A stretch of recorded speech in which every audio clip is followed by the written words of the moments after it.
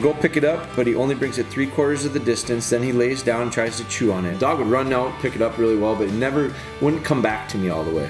And so it was always stopping short. And it would make me so mad, and I just wanted to go get the dog, and I wanted to go get the dummy from it, and I wanted to, I was angry at it because it was doing this. The best way I got that dog to come back to me was I turned and walked away from it. I just left it. I think the important thing is when the dog starts to come to you, overcome its temptation to hang up again with your welcome. I see so many people, when the dummies come in with these young dogs, they snatch it away from them so quickly like they're a kid stealing their toy back. That kid isn't going to want to play with you anymore.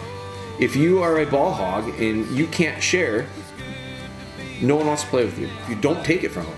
You just tell them how good they are for holding on to it. Welcome back, everybody. Another DogBone podcast. We just recorded one. We're going to record a couple of them today. Did a nice short one. Did some Facebook questions. This one is, I've got a couple Instagram questions. So here we're just going to get right into it. Question is, hey, I have a 4-month-old golden retriever. We've done some retrieves with bumpers and tennis balls with your antler scent on them. I recently started trying to use the antler to retrieve. He will go pick it up, but he only brings it 3/4 of the distance. Then he lays down and tries to chew on it. I've never given him a bone or antler to chew on. So my question is, should I just stick to my hallway in my house for now? Also, if you have a dog lay down, do you go grab the object and make them do it again, as to not let them decide when the session is over and try to end on a higher note? Thanks for all your videos and guidance thus far. So I think this one's a little bit tricky. There's a couple elements that I think really are key in this. First one is the age of the dog. He's 4 months old. So we're talking like a really young dog. And I think there are lots of things here. I messaged him back and I said, there's a couple ways to look at it. Like your physical setup is one. So, and you asked, do I just keep doing it in the hallway? Sounds like you're doing it in the hallway, which is a smart thing. I like to eliminate opportunities for them to fail. Straight out and straight back is a habit I want to form early on with retrieving. So we like to use the hallway. I like to use straight edges. I like to use things that help guide the dog down and back. And so one of the things that I look at is, usually when dogs hang up, so this is a trick that I've used, and it's not my trick. I've seen other people do it, and I remember distinctly running into this problem years ago when I trained my first lab. It was a summer. I got the dog after my freshman year of college, and it was the first dog of mine. And I remember I was on a soccer field in the summertime, and I was retrieving with the dog, and the dog wanted to stop short. And these weren't puppy retrieves. The dog was a little bit older. We were out in the big open field, and the dog would run out, pick it up really well, but it wouldn't come back to me all the way. And so it was always stopping short. And you're running into this where the dogs bring it back 3/4 of the way, laying down to chew on it. So the way I couldn't figure out, and it would make me so mad, and I just wanted to go get the dog, and I wanted to go get the dummy from it, and I wanted to, I was angry at it because it was doing this. And so the best way I got that dog to come back to me was I turned and walked away from it. I just left it. And so she couldn't believe it when I did that. And immediately and instantly, it was amazing. As soon as I turned and walked away from her, she'd look at me and she'd pick that thing up and she'd come running to me. And so at that point, I would time it where I got down and praised her, welcomed her, instead of getting mad at her and going to chase her, which she thought was kind of fun actually. And then all of a sudden it kind of turned into this game of keep away. Instead, I said, I'm going the other way. I'm leaving you. And she just felt, well, for whatever reason, I got to get back to him. So I look at this scenario, I shrink it down and I look at your issue that you're having and I go, well, one way is maybe to turn and walk away from the dog. Totally depends. I mean, sometimes that is the fix. And then they go, I gotta get with them. And when they get, so you might lengthen it out and move away. And then I think the important thing is when the dog starts to come to you, overcome its temptation to hang up again with your welcome. Like, you really got to get excited for them. Oh, you're so good. Come on. And get them to overcome that question. So I just did that, and Bella jumped up. So Bella is laying here on the floor.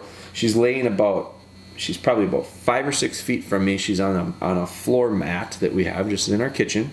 And she was laying there peacefully, and she just circled back and laid down in that exact spot. She went right back to it and laid down. And when I just did this, oh, you're so good, come on. She stood up. She instantly came walking over to me. And she put her little head on my lap, and I didn't touch her, I didn't praise her or anything. And then she just turned and she went back and she laid down. So because we've created this understanding of that excitement and, oh, come on. That formed before they were 16 weeks old. That formed before you're at 4 months, hopefully. And if it didn't, then I think that's what you need to be working on. So that's recall. And the dog has to understand what that recall is. And then retrieving is nothing really more than a recall with something in its mouth. And now that's the very basic form of it. But so sometimes when these dogs hang up, I say, go away from them. And then recall them to you when they start coming to you, overcome their temptation to hang up again, get them to you, praise them for it, and then start practicing that hold and that delivery. And then take it from them and then give it back to them. And so if the hesitation, so what we're doing with that is if the hesitation is that they're afraid to give it to you because they think you're going to take it away. I see so many people, when the dummies come in with these young dogs, they snatch it away from them so quickly like they're a kid stealing their toy back. You know, some kid took my ball, so now I'm going to grab it from him and take it away. You can't have it anymore. Well, that kid isn't going to want to play with you anymore. If you are a ball hog and you can't share, no one wants to play with you. So when the dog comes to you and you first off, you don't take it from them. You just tell them how good they are for holding on to it. They start to think, no rush, no threat for him to take it away. In fact, look at him. He praises me and he tells me he's good and he caresses me and he gives me warmth and he gives me love for this action. This is good. I should do this more often because this is what he likes. That's what's registering in this dog's head. So you're praising and rewarding this idea of holding and delivering. That's where that starts. And then you take it away from him. And then you turn around and you give them it back. Or take another dummy out of your bag and give them that dummy. I've seen guys do that. I don't usually do that, but I'll take the one that they just gave me and I give it right back to them. And then I do the exact same thing and tell them how good they are. So all of a sudden, it's very quickly that the dog does not look at this thing as like a possessive thing. In fact, they look at it as, what's yours is mine and mine is yours. We'll share it back and forth. So we can kind of eliminate. Now, I don't know if that's the issue that you have, but that is something that is important to start developing early. The other part of it, the other answer that I answered to this guy was, I said, that might be the answer. The other answer might be the opposite. A completely different direction. Here's another thing that I think you could do. Shorten it up. If the dog stops 3/4 of the way and let's say you're 10 yards. So the dog comes 7 yards and lays down. 3 yards away from you, 10 feet from you. Too far for you to reach them. It's the perfect distance for them to tease you and have you want to come after them or whatever, you know. It's this face-off. Who's going to move first? So if you're 10 yards and the dog stops at 7, the opposite way of doing it would be shrink the retrieve to 3 yards. So 10 feet. Pitch it out 10 feet. And if the dog comes back to you 3/4 of the way, it's 2 feet away from you, 3 feet from you.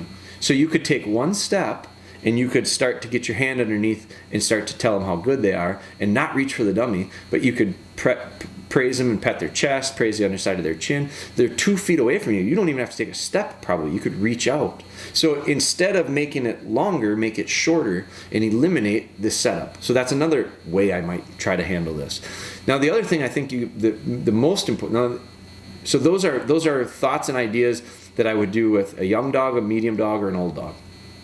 The thing that comes up with this situation is the dog is 16 weeks old. And so I'm gonna continue to read. So I sent the guy a message. One of the questions I asked him, because I oftentimes ask as many questions as I answer when it comes to this, because I do think there's more elements that I need to know. One of them I said was, how often are you making these retrieves? Sounds like the dog doesn't have a ton of energy and desire to continue to do it. Hard to say, it's just based on you reading your question. I said one thing I would start right away with is I would take a break. I think oftentimes, I don't know how long he's been doing it, but the dog's only 16 weeks old, probably started retrieving a while ago.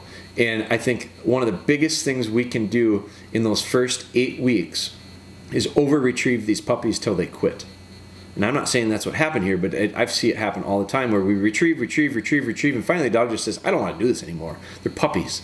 They get tired of doing stuff after a minute or two. So they get bored with the idea, and all of a sudden they do that every day, multiple times a day, and now all of a sudden the puppy thinks that the behavior is chase out, run down, pick it up, lay down. I quit. It's the best way to quit. Don't do anything. Lay there. And you know what? Give me an object, I'll chew on it. So they start forming this habit, and it's based out of burnout and boredom, the lack of interest in what you're doing with them. So I do think, so I asked him about that. I asked, is that potentially part of this issue? Now, let me bring it back up here because I just closed it out on my phone. I want to read you what is. So I said, those are some of the things. I also recommended to him to watch Live with Spry. So here's why I asked him. Here's why I said Live with Spry might be a good one for you, because Spry, who is a fantastic retriever, I don't know how old, she's two and a half years old now. She's a fantastic little dog. She didn't make retrieves till she was about 8 months old. Well. And so if you watch our series, you will see me go through something that I've never gone through with another dog before, which is why we do these series. We're doing Bella Be Good because the things that Bella does well, I'd like you to see. The things that Bella doesn't do well, I'd like you to see. It's very rare that I think you see that. I think a lot of times we see what goes well for people and their dogs. We don't necessarily see what doesn't go well, and then all of a sudden they're magically fixed, and then all of a sudden you start seeing them doing it again because it looks good. We don't care how bad we look. I don't care how bad I look. Because in the end, I think we're going to look good. That's my mentality with it. So Bella did not make retrieves till she was about 8 months old. I mean Spry. Spry, I'm sorry. Yep. Good thing you got Wonder Boy on the job here. Spry did not make retrieves till she was 8 months old. So I said you should watch Spry, because you'll see. And in the way I fixed Spry's retrieving was I quit worrying about it. Sounds crazy, but about the time I quit stressing out about it and trying to figure out how I could fix it is about the time it fixed itself, because I quit worrying about it. Quit trying to force her to make the retrieve the way I wanted to do it, and it came when it came. And that's all there is to it. So you got a puppy that's half her age. So be patient. I think that's part of it. Now, one of the things I recommended that he watches it, because I think he'll feel good about himself with a 4-month-old that doesn't retrieve well, knowing that I had an 8-month-old that didn't retrieve well. So he said, I appreciate all of this. To me, it seems like he has very little interest in retrieves. When I'm sending him, he isn't full of excitement. He'll walk fast or slow jog to the bumper, and it's the same pace back. I know you say not to compare dogs, but I'm watching your Bella Be Good series, and when you send your dogs, it looks like they are shot out of a rocket. When we do retrieves, we will do 1 or 2 every other day. So that was in response to how often. So he's not doing a lot of retrieving, which is fine, shouldn't. I still think you take the break. But so he said, I'll check out Live with Spry again. I appreciate your time and your response. You've helped out a lot with your videos. I said, don't make comparisons to other dogs. So I responded back, and I did kind of a laughy face behind it. I said, it's not the other dogs that matter, it's yours that matters to you. And I think that's just a really good lesson for everybody. If some of your frustrations and anger and whatever emotions you're feeling through the training process are based on what you're seeing with other people and other dogs, stop worrying about them and worry about your own. And I don't even know that you have to worry about your own, but stop comparing and stop paying attention to other dogs, because those dogs don't matter to you. It doesn't really matter how they're doing. It matters how you're doing. And so my neighbor's got a new whatever. Makes me feel bad about me because I've got an old one. But before, go look at another neighbor, because they might have an older one than you, and now all of a sudden you're supposed to feel good about yourself. If you base your emotions and feelings of satisfaction and success and enjoyment. And if you base all that stuff on other people's in comparisons, it depends on who you're looking at that day, and it's going to dictate how you should feel. That's a terrible way to live your life. You should be basing how you feel about you and you alone, your expectations, your real life situation. So I can't beat this drum enough. Don't compare yourself to anybody else, because they don't matter to you just like you don't matter much to them. And it's not like in a bad way, it's just it really doesn't matter. Focus on your stuff. If we spend as much energy worrying about our own stuff as we do other people's stuff, man, we'd get a lot done. And it'd probably be a lot more we'd probably get a lot more done. It'd be a lot more enjoyable doing it. So my answer then was, I still say you take that break. I think when you start back, I think it's a combination of things. I think it's supposed to be fun. And so this idea of, if you look back on our dogs fire out for retrieves with pretty good momentum, and they come back with they're having a lot of fun. The tail wagging is the indicator. Now, different personalities of dogs, some are very lethargic and slow moving, and I relish that. Because here's one where I'll let you make a comparison. I'm going to let you compare yourself to the guy that's pulling their hair out right now and just can't stand how hyper their dog is. Because I get that one a lot. I don't get very many people saying my dog is too slow and calm for me. Usually it's the opposite. So if you're having a hard time getting past the idea of comparing yourself, compare yourself with that and be proud and happy about it. Okay, but our dogs have pretty high energy when it comes to retrieving, and I think it's because we've built that up to be a pretty positive thing. And we've never given them so many that they decided, enough, I quit. So those are things you have to pay attention to. This should be fun. I've seen some people send me videos that are having a hard time getting something done with their dog. And we'll use retrieving because this is the topic, but it could be heel work, it could be hold conditioning, it could be anything. Those are the big ones I talk about all the time. So I see people respond and they go, I don't get it. My dog's just not into it. It's almost like they want to avoid being here. They don't like training. And then I said, well, send me a video of it.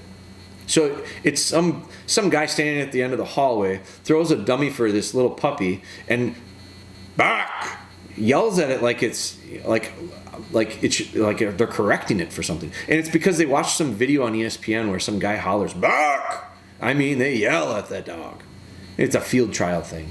And I never understood it myself. But, and I'm not saying the field trial people, don't be offended by it. You know it as well as I do. You'll laugh at it when you hear this. I hope you laugh at it unless you're that guy. But it's this big gladiator feeling of domination. Well, it's a 4-month-old puppy. Like, I talk like a little 10-year-old girl. And I don't care. I'm very confident with it. I talk like a little kid a lot when it comes to these puppies because it's high pitched and they get excited, and I base it on their tails. So I've seen people do a video with a dog and they send the dog down and the dog runs. The dog may be startled, runs down, picks it up out of just instinct and natural, and then they holler at the dog to come back to him. And I mean, they're yelling at the dog to come back to him, and I'm going, I wouldn't come back to you either. You're not very inviting. You're standing like you're a big boss, and you're standing over this little puppy like it needs to be dominated. Like you're some big John Wayne. I like John Wayne, so I'm not even going to use that as an example. But you're this big, towering figure. Get down on the ground. Be real warm. There's a book. I gotta find it. It's the Bill Terrence story. He Loved the Dog, I think is the name of it. It was actual, and it changed my life. I recommend it to everybody. But one of the things he talks about is we're going to, how does he say it? We're not going to train dogs with our hands. We're going to train them with our hearts. Now, I think that is it's a really, really powerful thing. I think we have to love our dogs, and love that will get us through. Like my message to this guy was, it doesn't sound like this is fun to you. It certainly wouldn't sound fun to be the puppy. And I said, it sounds like it's frustrating and it sounds like work. And when I say work, I mean like the kind of work you don't like to do. That's not what this is supposed to be. And when that happens, we turn this into this downward spiral of you're not going to get results. And then when you don't get results, you're going to get more mad. And then when you get more mad, the results will get even worse. You'll take steps progressively backwards. And so I think sometimes we have to I said to him, take a deep breath and go have some fun. Like, go take your dog somewhere that it's fun for you. And do that for a week without retrieving. And then when you come back and you start to feel what it feels like to have fun with your dog and love that dog again, and that dog will all of a sudden love you. I'm going through it a little bit with Bella. I've been having expectations of wanting more out of our sessions and not getting it and frustrated with it. And I've gotten mad at her. And I've held a bit of a grudge against her. And I've recognized it and said, this isn't fun to me. If it isn't fun to you, you better take a real hard look at changing things up. So in the last 4 or 5 days, I've much more often, I don't know how many times I'm doing it a day, but in the evenings especially, in the morning when I'm having coffee, instead of having her out on her place, which she does fine with, I call her over by me and I let her sit by me and I pet her a little bit.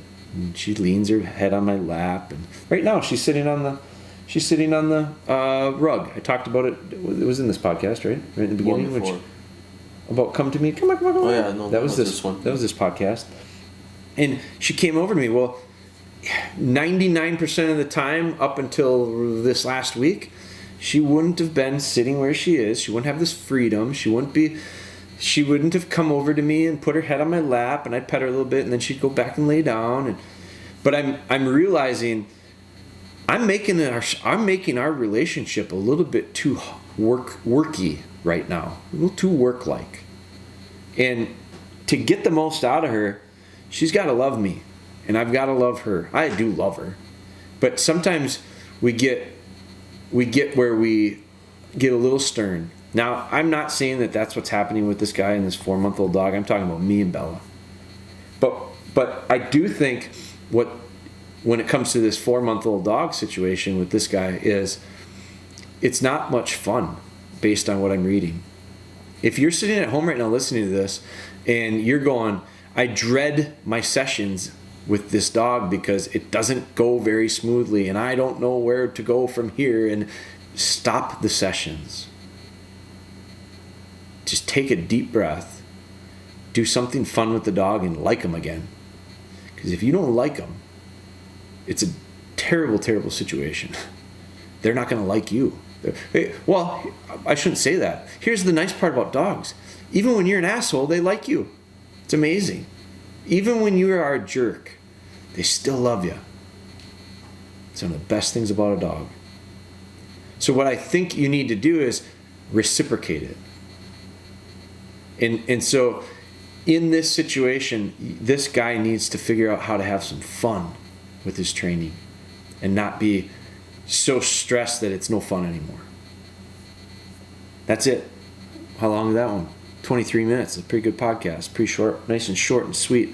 But the takeaway from that is there is some mechanical technique stuff when it comes to the retrieve. I hope that you pick up on that. But the biggest picture is probably at 4 months, I love the age 4 months old. I just think they start to become real sponges at that age. Up until then, I'm probably not doing that much with them. Very, very minimal, real basic stuff. Establishing some structure, establishing some routine, housebreaking, that kind of stuff is all stuff that we're covered. Our puppy DVD, our puppy video. That's the stuff I'm doing those first 8 to 12 weeks probably. But by the time we get to 4 months, 16 weeks, I'm going, man, this is when they're fun for me, because we can start doing a little bit more with them. Literally, just start doing some more with them, and they really accelerate if they're prepared properly. But if you're to the point where the frustration is hitting you at 16 weeks old, oh my gosh. First off, you lost those first 8 weeks. You'll never get them back. And if you keep the mentality going for the next 8 weeks, you'll never get those back. I don't want to get too deep, but I've got a son that's graduating high school. He's going to college next year. And there's been some real slap in the face reminders to me as he's finishing high school of, I'll never get those years back. He will feel that in a few years too. He'll never get those years back. But I feel it right now, and it's because I've been through a lot more than he has. I've been through the high school part. I've been through the college part. I've had the kid part. I've got another. Let me tell you right now, I've got Lillian turned 1 in January, so she's like 14 months probably, 15 months right now. I've got a 15-month-old little girl, and I've got an 18-year-old son and a 10-year-old daughter in between, right in the middle. And I know for a fact how quickly it goes because I see it with my son. Things will be different with our daughter who's 10, and things will be different with our daughter that's 1. And it's going to be because I am going to recognize once it's done, it's done. It's gone. You don't have the luxury of going back and enjoying it again. So this puppy, you've got a 4-month-old pup that you've got the next 10 years to enjoy. Let me tell you, the next 8 months before that dog turns a year, you have the choice. You can have 8 really great months, and if you really enjoy them, you'll accomplish a lot. Or you could have 8 months of misery, and in that 8 months, you're not going to get nearly as much done, and you won't enjoy it at all. And it's not to say that at a year all learning ends, but that first year is really important. Bella's first year, Bella turned a year last month. That first year was really important to establish where she's at right now. Now this next year will be really important as well. But without the first year, you don't get the second. It's all, you gotta, we just did a podcast, our last podcast, we talked about where do you start? You start in the beginning. You can't start in the middle of a project and expect to finish it, because the first half of that project is missing. This first year is a real important part of the rest of the next year and the following year and the year beyond that. So enjoy it. Have fun with it. When you do, it goes a lot. It goes so much smoother. Okay, that's it. Another one in the books.